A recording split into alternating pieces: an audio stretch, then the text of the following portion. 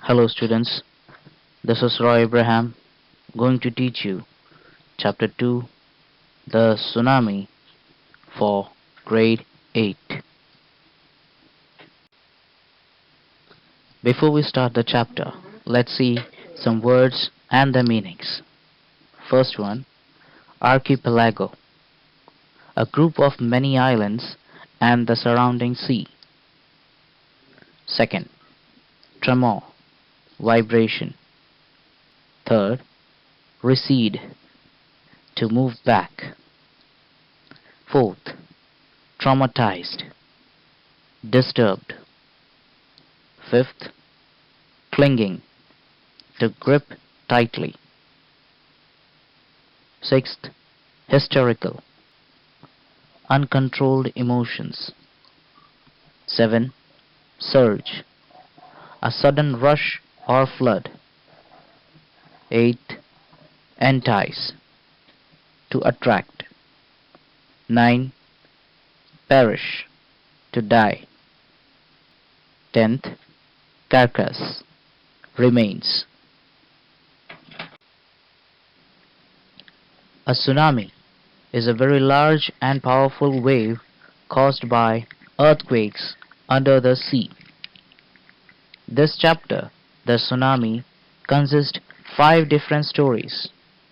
First 3 stories are from Andaman Nicobar Islands and last 2 stories are from Thailand. Ignace's story. Ignatius was completely unaware on the morning of 26th December, sleeping peacefully when his wife woke him up at 6 a.m. after she felt an earthquake.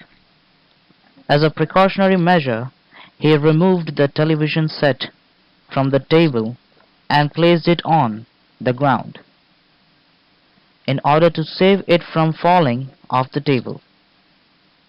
Then the entire family rushed out of their house. However, as the tremor of the earthquake stopped, they were shocked to see the sea levels rising. They were utterly confused, not knowing what was happening. In this confusion, they started to run in a chaotic fashion. Half of his family members ran in one direction and the others ran in the opposite direction. He never saw his wife, her father, brother, and his 2 children ever again. Perhaps they were swept away, were dead now. Luckily, 3 children that accompanied him were saved. Second story, the story of Sanjeev and Meghna. Sanjeev was a policeman in the Catchall Island of the Nicobar group of islands. He managed to save himself, his wife, and his baby daughter from the waves. However, after he jumped into the sea, hearing the guest house cook, John's wife, screaming, he failed to save either the cook's wife or himself. Both of them got drowned in the gush of the waves. Meghna, along with her parents and 77 other people, was swept away by the wave. However, she kept floating in the sea for 2 days. For 2 days she held on a wooden door, which kept her afloat and saved her.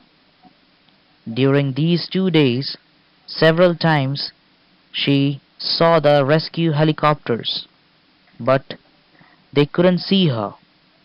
Later, she was brought to the shore by another very strong wave. Meghna was just 13 when she had to go through the pain of having lost her parents. Third story, Alma's, Javed's, Story. 10-year-old Alma's Javed had lost both her parents as well as her grandfather. On that morning, Alma's father saw the sea water moving back than its usual point. He was sure that the water would come back with a great force.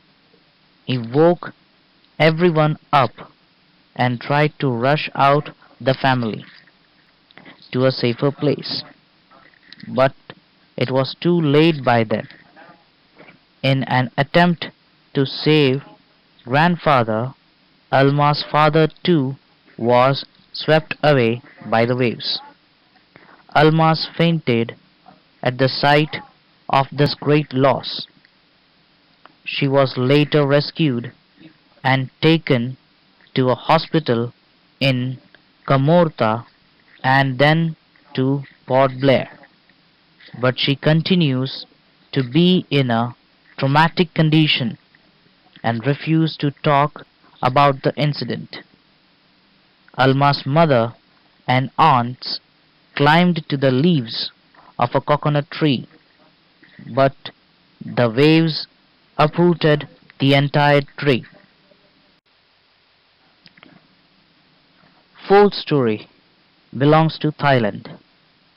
Tilly Smith and her heroic acts.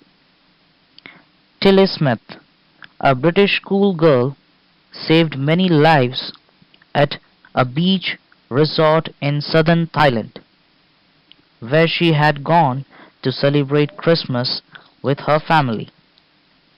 Tilly Smith, on seeing the condition of the sea, was reminded of her geography lesson, in which the geography teacher had shown the students a video of the tsunami that had struck Hawaiian Islands in 1946. Tilly was sure that the rising levels of the sea, the formation of the foam, the bubbles, and the whirlpool were all symptomatic of tsunami as shown in the video. Tilly began screaming and asked her family to leave the beach. The other tourists on the beach did the same. Nobody except Tilly knew what was happening. They were just alarmed by Tilly's reactions and did as she advised. They took refuge in the topmost floor, the third floor of the building, and were saved. Had they stayed on the beach, they would have been swept away by the waves. This is the last part of the chapter, the animals and their sixth sense. It was strangely observed that a little before the waves struck the coast of the India and Sri Lanka, the animals had some kind of intuitions and were reacting strangely. The dog refused to step out the door, and the flamingo refused to come down to low-lying breeding areas, and the other zoo animals too rushed to their shelters. It is believed that perhaps animals could feel the vibrations of the earth. Their acute hearing power saved them from this massive earthquake under the sea. The proof of this is that giant waves killed more than 50,000 people across the countries, but hardly any animals were reported dead. Examples: along India's Cuddalore coast, thousands of people died, but buffaloes, goats, and dogs remained unharmed. The Yala National Park and Patangala Beach in Sri Lanka 60 visitors were swept away by the waves, but no animals' carcasses were found. It is very strange because the Yala National Park is home to a variety of animals and more than 30 species of birds.